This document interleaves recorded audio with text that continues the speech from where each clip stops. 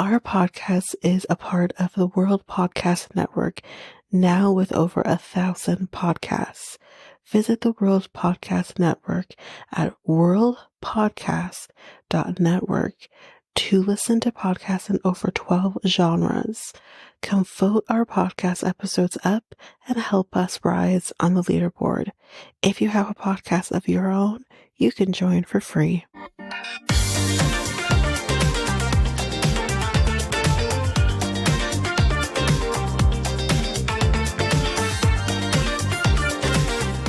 Welcome to Reality Tea Times 2, the podcast where we discuss all the trash reality TV we love to hate. I'm Danica, and today we are going to be discussing the second episode of 90 Day UK. I don't have anything to discuss on top of the episode.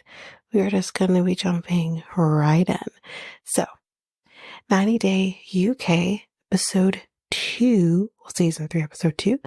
When I fall hard. So we have a new couple. We're meeting first Nicole, who is 25, and she's from, I think, Taki. I don't know if I got that right. She lives with her family, and she is, she lives with her family and her 3 dogs. She's a daddy's girl, she tells us, and she's a beauty therapist. She also works with her brother, so they kind of have a business together. She tells us one day she took a trip to Egypt, and that is where she met Tahir. She met him at a restaurant that he was working at. And she's like, it was awkward though. Yeah, because, I was with my fiance. You're what now? My girl was in a whole ass relationship with somebody else for whom she was supposed to be marrying. Oh my. Now we're meeting Tahir, and he is from Luxor City. He is also 25 years old. He works in tourism and hospitality. We see him talking to kind of just a random person, and he, I guess a tourist, and he tells her, yeah, I was, about the relationship. Sorry, I'm getting confused. Talking about the relationship and saying that, it's like a love story. But he says that she is his first love. She asked him, can I have dessert right in front of the fiance? And Tahir said that I am dessert. This is what she's telling us. And I'm like, what the fuck? Anyways, but the ex and her ended up breaking up when they went back to England. I guess because, well, she was literally flirting with the waiter right in front of him. I mean, she said they were on a way to breaking up anyways. But of course, this is according to her. We don't have his side of the story. I'm curious to see what he would have to say to that. But anyways, they have only been physically together, her and Tahir, for about 5 weeks. She has changed her wardrobe out of respect for him because he is Muslim, and he will have an issue with her clothing sometimes sound familiar, and she doesn't mind dressing more modestly, but she also likes to, push the limits sometimes. Just feeling free to wear what you want to wear. Again, sound familiar? So then we see him with his telling us that he has 11 brothers and sisters. Holy shit. He would like to have her also convert to being Muslim, which is going to be interesting later on. I can't remember if it's this episode or the 3rd episode, but it'd be interesting to kind of see, like, she says one thing that he kind of accepts her, yet he would love to see her convert. So, anyways, he says, I guess the reason he'd want her to convert is that they would have consistency in their family dynamic, because he doesn't want to have kids, and he would obviously would like to have his kids raised in the Islamic faith. And he says, obviously with him, I mean, not obviously, it's just not surprising that he would think because I'm the father that they should do as I do. So, yeah, definitely interesting. But then we see Nicole meeting with a friend of hers who is also married to an Egyptian. So I guess it was actually this episode.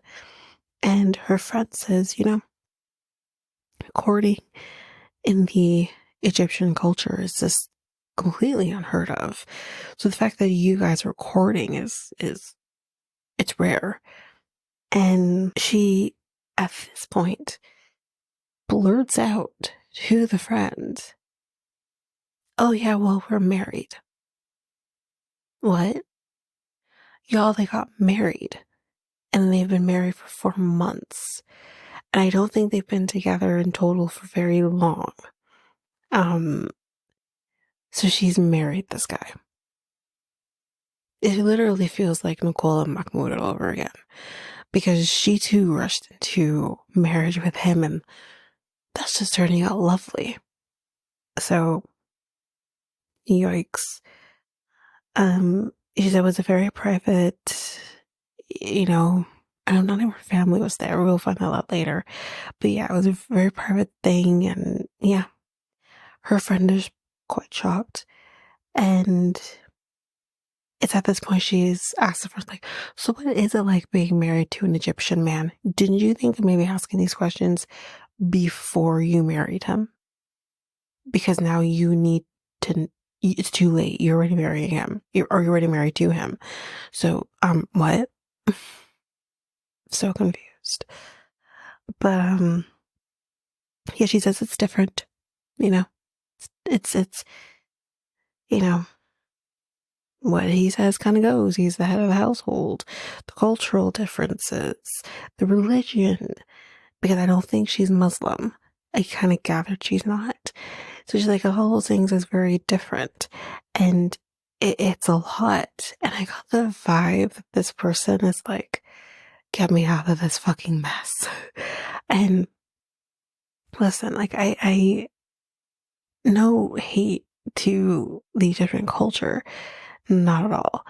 But it's not something that I feel like I could jump into based on clearly how important the culture, not just the religion, but the culture is. And I think we have to remember for some, it appears anyways, because we're having this guy, we've had Mahmoud, we've had Muhammad from Muhammad and Eve, that the Egyptian culture centers a lot around the religious aspect of things and what they believe religiously as well. So it seems very strict. And I know for me, I could not be with an Egyptian man on those grounds.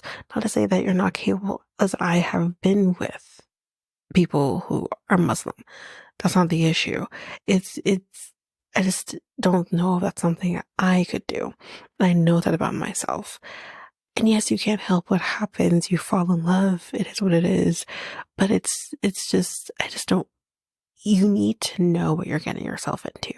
And you need to be honest with not only them, but yourself on whether or not you can handle it. And Nicole and Mahmoud, she was not being honest with herself, really and truly. This Nicole, she seems a little more willing when it comes to the clothing, but there's so much that she clearly doesn't know, and he's clearly not told her. And that's the biggest problem. She's not going to want to convert. From what I'm gathering, she has no plans on converting.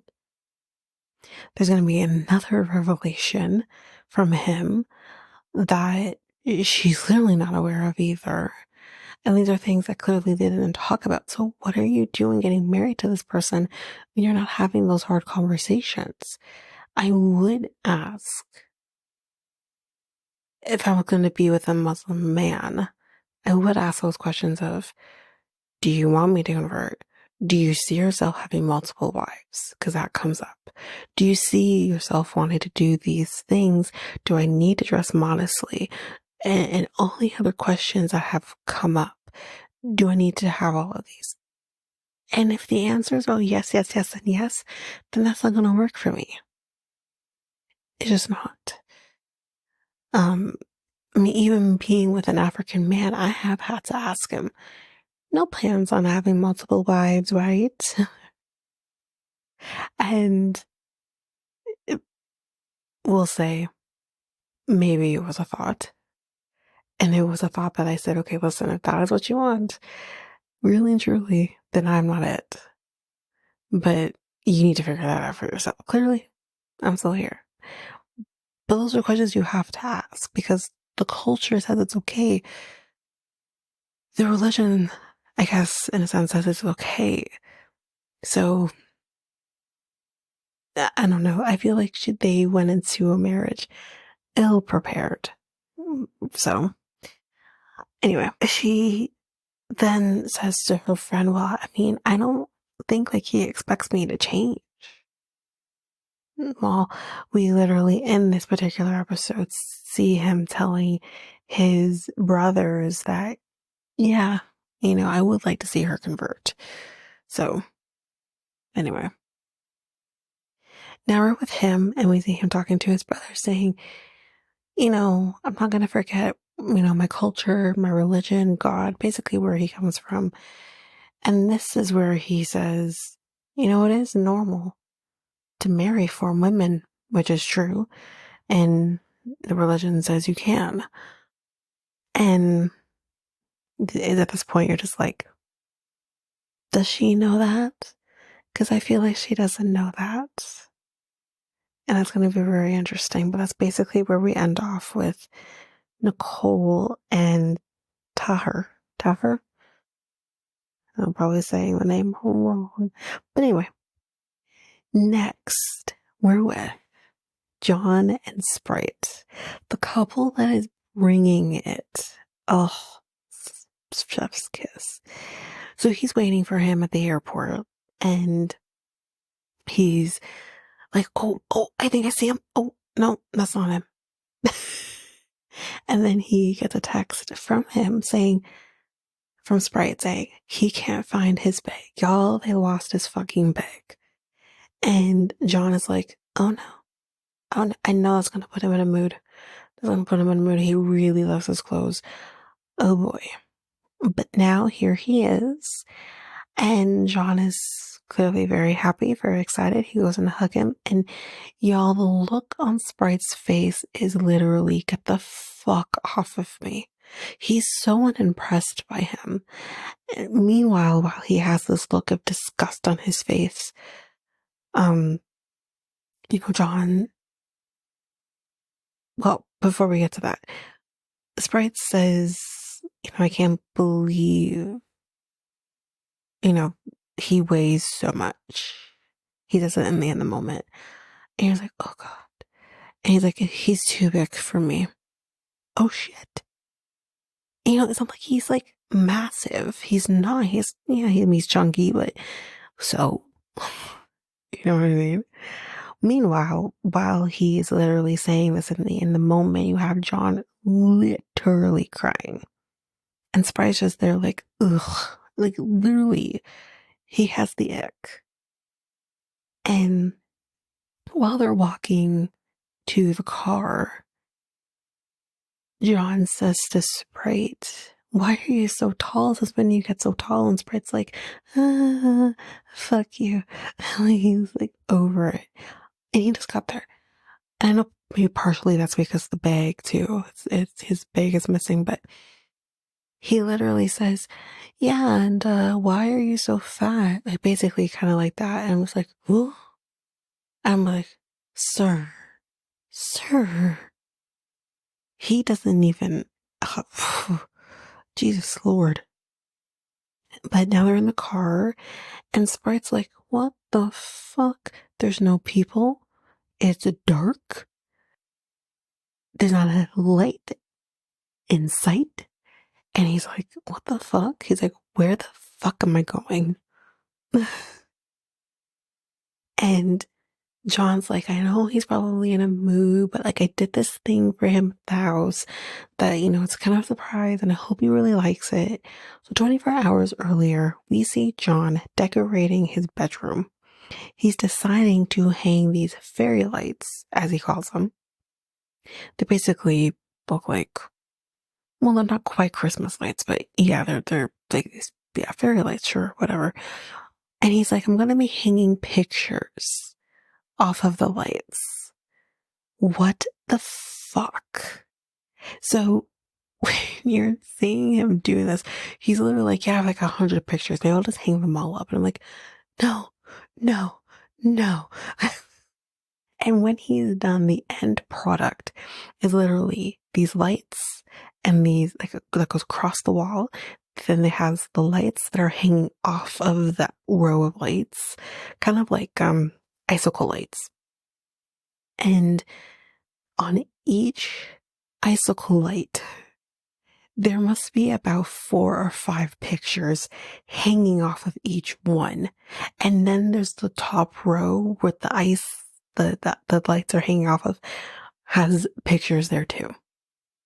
Y'all, it looks like a fucking shrine. Like it looks legitimately like a fucking shrine. And you're just like, oh fuck. Oh fuck. And he thinks he's gonna like this.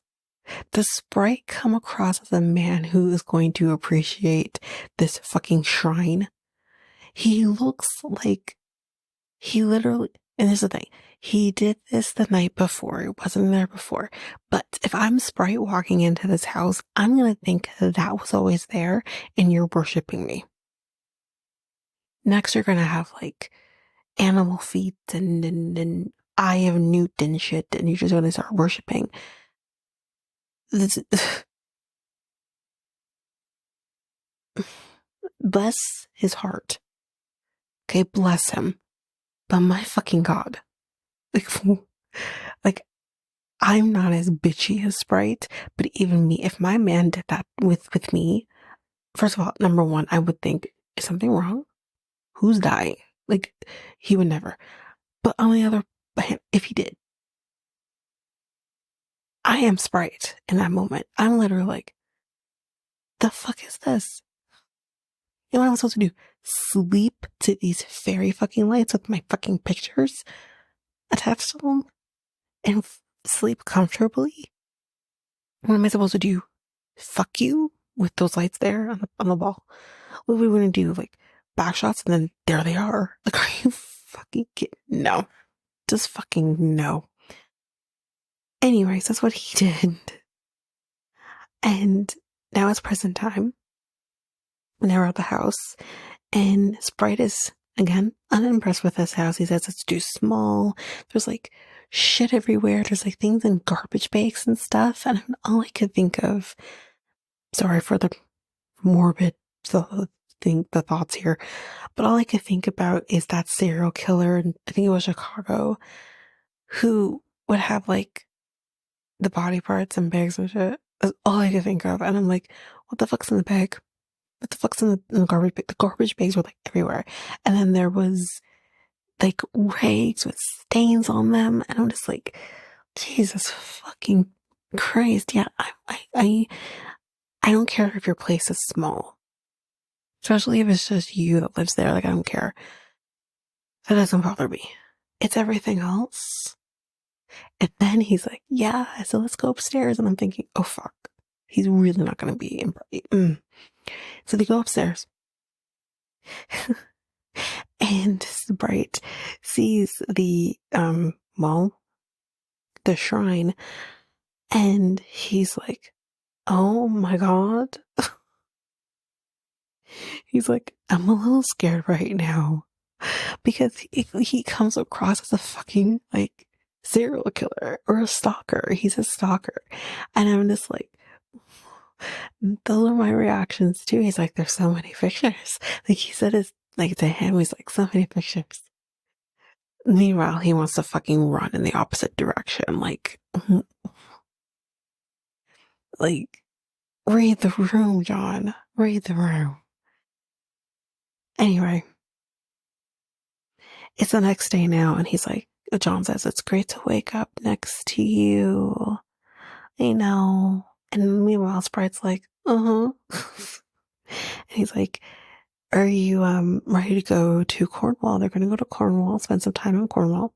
But he still has no luggage. He's pissed. He wants his luggage, which I totally understand. But because he doesn't have any luggage, which equals he has no clothing, he's gonna have to wear John's clothes. But John says, well, my clothes are gonna be too big for you. Well, he doesn't have a fucking choice. So he explains to us, like, listen, I'm a plain person, Sprite says. I'm a plain person. He likes kind of the more solid colored things. And even the things he wears, you can kind of see in pictures and stuff. And then in the moment, he's very, it might be plain, but it's still like nice. And a lot of John's clothing is like sweaters or jersey type clothing or track pants or, you know, the lumberjack type stuff.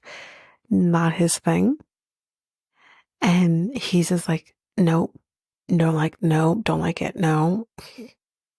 There was at one point where whatever he did eventually put on, he looked good in, but it was just, yeah, he isn't happy. So he's like, we can go shopping, get some stuff that he'll like. So now they're in the car driving to Cornwall, and I guess it's kind of like a surfing type area. And he's like, yeah, we can go, or maybe in Cornwall is. And he's like, yeah, we're gonna go, we can go surfing. He's like, you could take your shirt off, show off like your sexy body, or it felt really gross. But he's like, can I take my shirt off? And Sprite's like, no. And John's like, is it because I'm fat? He's like, yeah. He can't even pretend.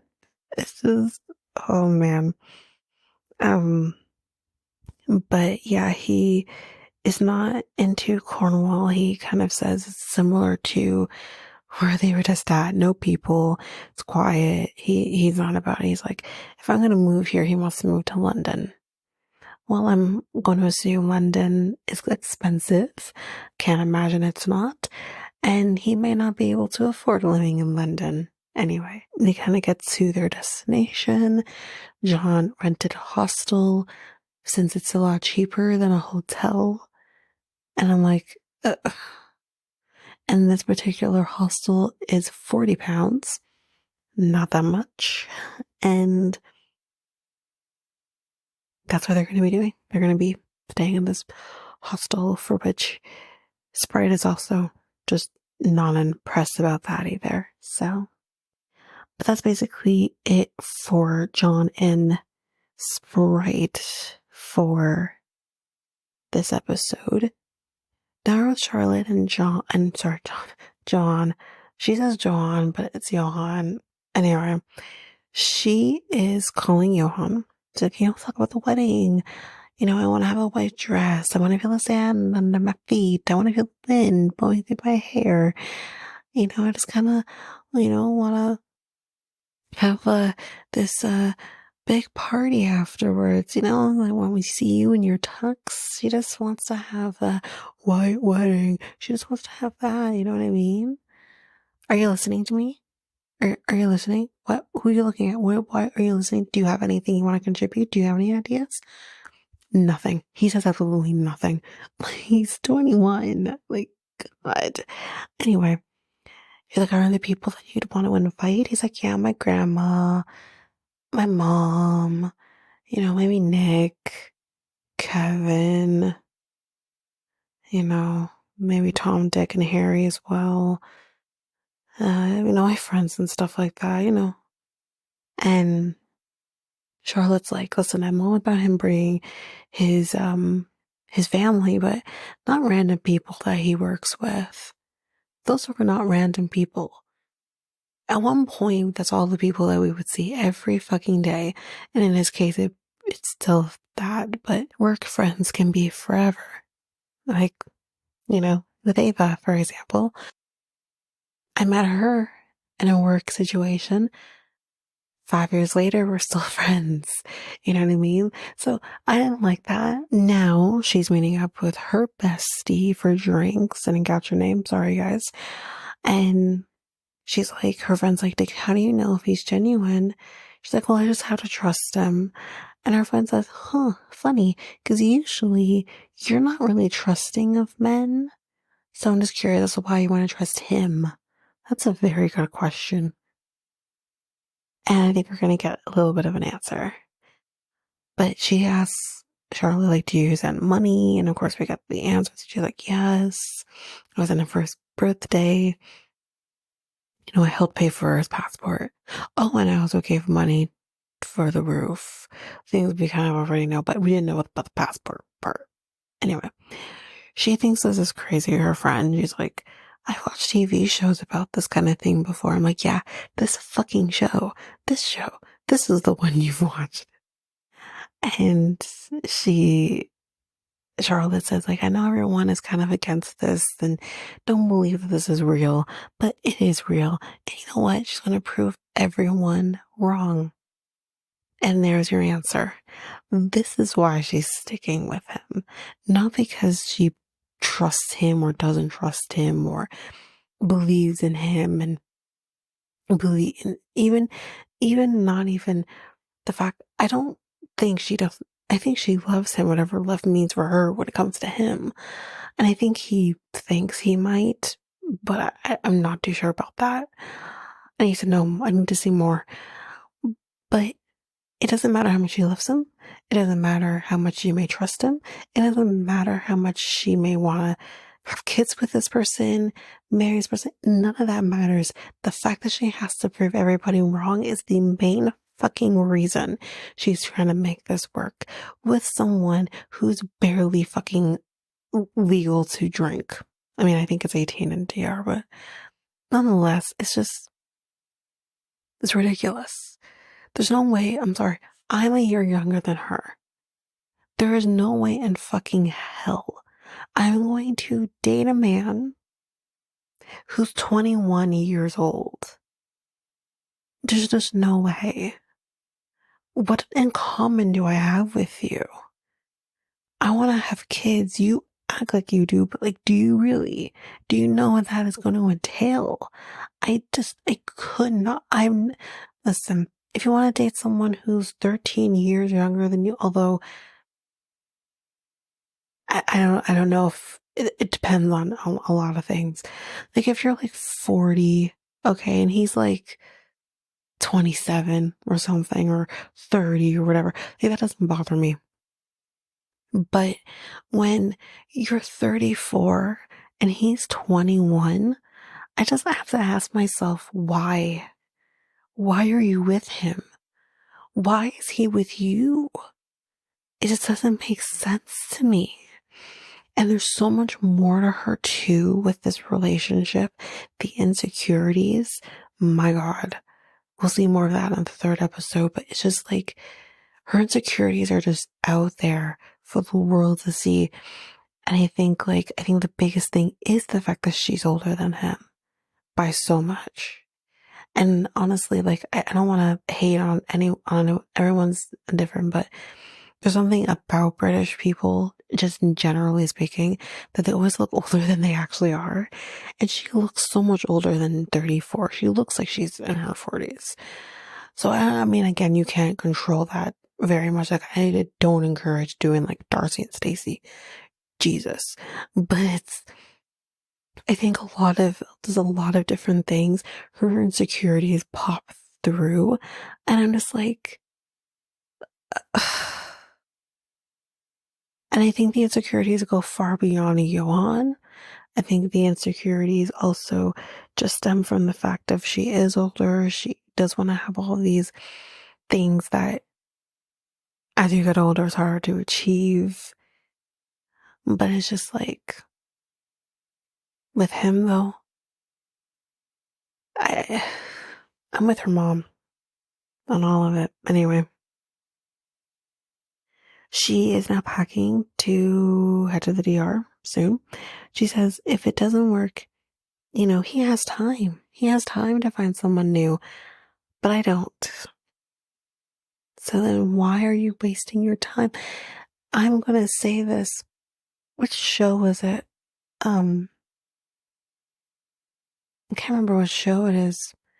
There was a show that I've covered where someone says to them,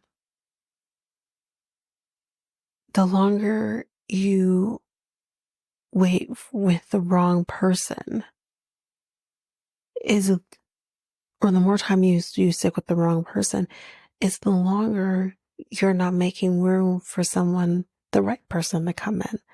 I can't remember what show that is, but there is a show that we're covering that said something like that. And that's exactly it. You're still young enough that you can potentially have kids. Okay, you're still young enough. The whole 35 thing, like, yes, scientifically you're quote unquote geriatric, which is beyond me, but it's not the end all be all. You could still get pregnant. So stop wasting time with a man who is probably not ready for this and probably has a fucking agenda. Who's just gonna waste more of your time at that point? Anyway, yeah, so she is packing sunscreen for what she said that is the only protection that she's planning to be using. Mm-hmm. Um, she says that she has her DR flag because I'm Dominican British now. No, you're not, honey. You're just British. Just because you have had DR dick in you does not mean you're now Dominican. Just what? Anyway. Then she says with her mom, and she says, he could be doing this every week. Her mom says, like, he could be meeting this girl and that girl every week, and you wouldn't even fucking know. Yeah, like the other Johan. And she's like, well, I'll just have to see. I'll just have to see when I get there. What do you mean? You're not going to see shit when you get there. Anyway, um, and she's like, it could be dangerous. He could just take you somewhere and ditch you out there in the middle of nowhere, and you're gonna have to like fend for yourself. We're okay. She's going to fucking Punta Cana. Calm down. I mean, I don't know where he lives. I don't know if it's necessarily in Punta Cana, but like, calm down, please. Thank you. But yeah, now she is at the airport because the next day, and she's heading to the DR. And 24 hours earlier, we are with him, and he's talking to his mom, and he kind of asks his mom, like, are you about this? Like, do you agree with the decisions I'm making? Like, are you okay with this? And his mom says, yeah, I'm good with all of it. It's a great opportunity for you. It's a great opportunity. So she's an opportunity. Lovely. Lovely. Anyway, that is it for Charlotte and Johan. Let's head to the final couple for this episode, and that's Jamie and Kathleen. Not much here with them, but he is a collector of wrestling figures. Okay. He says he has about, wait for it, 2,000 of them. Apparently he's been doing this since he was 7. So he's like, Kathleen hasn't seen my figurines yet. I usually, when I'm talking to her on the phone, position myself in such a way where she doesn't see the figurines. So you're just gonna hide them. Anyway, he calls her and she says, I have to work to send money back home. if I get married, my husband has to give me all of his money. It's the culture. I don't know if it is the culture. I can't say neither here nor there. But we have seen people from the Philippines before, and I don't remember hearing that. Who am I? Maybe I'm wrong. But anyways, he says like these are kind of the reasons why people worry that she is using him for money. And I think she could be. Who knows though? I don't know enough about her, but I have seen part of the third episode and I was like, what's happening? Anyway, we then meet Kathleen. She is 37, as we know from the Philippines, works in Cyprus. She works as a domestic helper. She takes care of kids. She takes care of homes or home. I don't know if she has more than one employer, but anyway. She works about 12-hour days, like 12-hour shifts. Anyway, she met Jamie through a friend of hers, whose name I didn't catch again, sorry. But she met him through her because she is actually married to a British guy. And I think like her friend's husband and Jamie are friends, or at least acquaintances at the very least. She says, he hasn't sent me any money for like a year. Like, what the fuck is that? Like, what? And her friend says, my husband gives me an allowance. Like, the fuck is wrong with this guy? Is he broke? Well, maybe. Because she says apparently he told her that he won't get married to her or sponsor her because he is broke. Now, I don't know if he's broke or not. He does work, but he also lives at home. And, like, I don't know. I feel like, maybe he takes care of his own responsibilities, but it's just, how broke can you be? I feel like he's stalling because no one believes in this relationship. You got Richard over here ready to slap him across the head if he proposes. So I mean, he clearly is planning to propose because he told Richard he is. But I don't know. It's very interesting. But anyway, that is the end of the episode for episode 2. I am working on episode 3. I probably won't get that to you until, that really depends. I'm hoping for Thursday. However, I am going to warn everybody a little bit here that I do have a procedure coming up. Even though the surgery is now done and over with, so 8 weeks since the surgery, roughly, I am still experiencing some pain. So they're doing some investigation and the first procedure is coming up potentially on Thursday. I don't know that for sure yet. So there is a possibility that I won't be able to get that to you on Thursday. However, I will try my best, but if not Thursday, it will be Friday. But we'll see how that goes. But anyway, that is it for this episode. And the UK is definitely delivering. But anyways, that is it. So if you like what you heard, please rate, review the podcast on either Apple Podcasts or Spotify.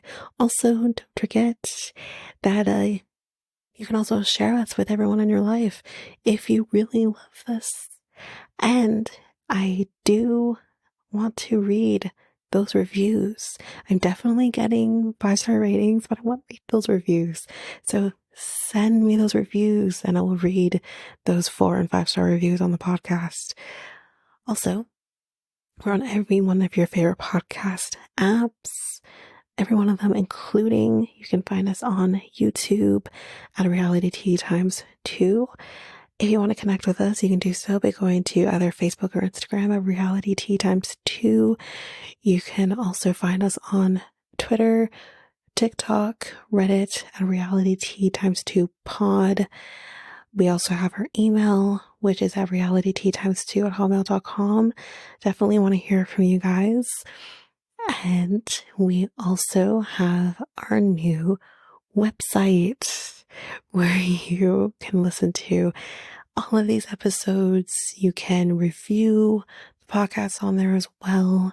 You can connect with me in any way, all the stuff. It's all there, and you can find me there at www.realityt2, all spelled out, .podpage.io. It's there. And don't forget, I also have my other podcast with my friend Mikkel, Next Take Podcast, where we talk about all kinds of different topics. But you can find us on any of your favorite podcast apps over there as well. Or you can also go to YouTube, and you go to Next Take Podcast, as well as our website, which is solo.to/Next Take Podcast. So yeah, there's that, and that's basically that. And again, don't forget, if all of this information is overwhelming, we do have all of the links, everything in our show notes. But that is it for now, guys. Thanks. Bye.